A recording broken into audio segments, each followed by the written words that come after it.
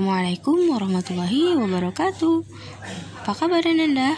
Hari ini kita akan mempelajari tentang pertumbuhan dan perkembangan hewan. Silakan disimak.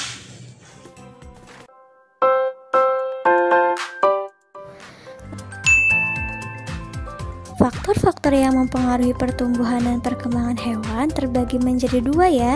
Yang pertama faktor internal, yaitu faktor-faktor yang terdapat dalam tubuh hewan. Jadi mencakup yang pertama genetik dari induknya, yang kedua karena hormon dalam tubuh hewan. Faktor yang kedua yaitu faktor eksternal, yaitu faktor yang terdapat di luar tubuh hewan, meliputi yang pertama asupan makanan dan minuman, yang kedua aktivitas tubuh hewan, yang ketiga suhu udara, yang keempat oksigen, dan yang kelima sinar matahari. Nah teman-teman, bahasan selanjutnya adalah tentang perkembangbiakan. Nah ada yang tahu nggak ya perbedaan antara perkembangan hewan dengan perkembangbiakan hewan itu apa ya?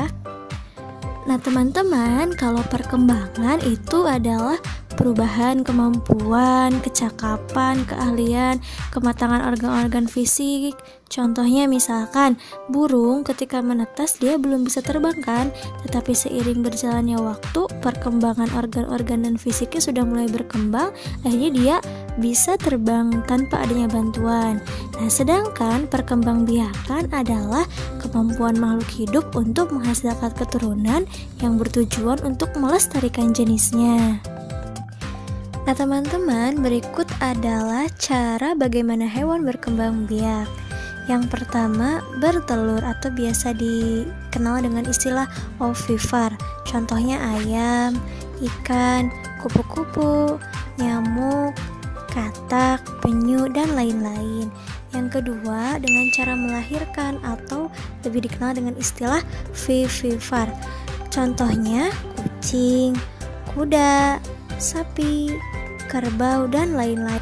Ada juga yang berkembang biak dengan cara bertelur dan melahirkan atau lebih dikenal dengan istilah ovovivipar. Nah, bagaimana sih caranya?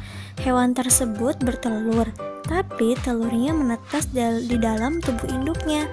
Lalu induk tersebut mengeluarkan anaknya dengan cara melahirkan. Nah, contohnya adalah binatang buaya, ular kobra, kadal, dan lain-lain. Konsep dasar perkalian. Masih ingat ya, apa sih perkalian itu? Nah, perkalian adalah penjumlahan berulang. Nah, langsung saja kita masuk pada contohnya. Di sebuah toko ikan ada 3 akuarium. Setiap akuarium berisi 4 ikan hias. Berapa jumlah seluruh ikan hias di toko tersebut? Nah, penyelesaiannya di sini ada 3 akuarium.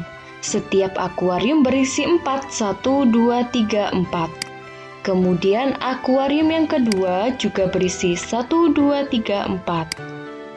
Dan akuarium yang ketiga juga berisi 1, 2, 3, 4. Nah, ada 3 bilangan yang dijumlahkan. 1, 2, dan 3. Sehingga dapat dibuat bentuk perkalian yaitu 3, 1, 2, 3 dari ketiga akuarium dikali 4 karena setiap akuarium terdapat 4 ikan sehingga 3 dikali 4 hasilnya 12. Nah, kita simak. Berapakah hasil dari 234 dikali dengan 2? Nah, penyelesaiannya kita tuliskan angka 234 dikalikan 2. Nah, caranya kita kalikan 234, kita kalikan dengan 2 mulai dari satuan. Nah, 2 dikali 4 hasilnya 8. Kita letakkan di lurusnya angka 4 atau di lurusnya satuan. Kemudian selanjutnya 2 dikali 3. 2 dikali 3 hasilnya 6. Nah, kita letakkan pada puluhan karena dia 3-nya adalah 30-an. Kemudian kita lanjut ke angka ratusan. Nah, 2 dikali 2 ratusan, hasilnya 4. Nah, kenapa 4 diletakkan di sini? Karena dia letaknya ratusan. Sehingga hasil dari 234 dikali 2 hasilnya 468.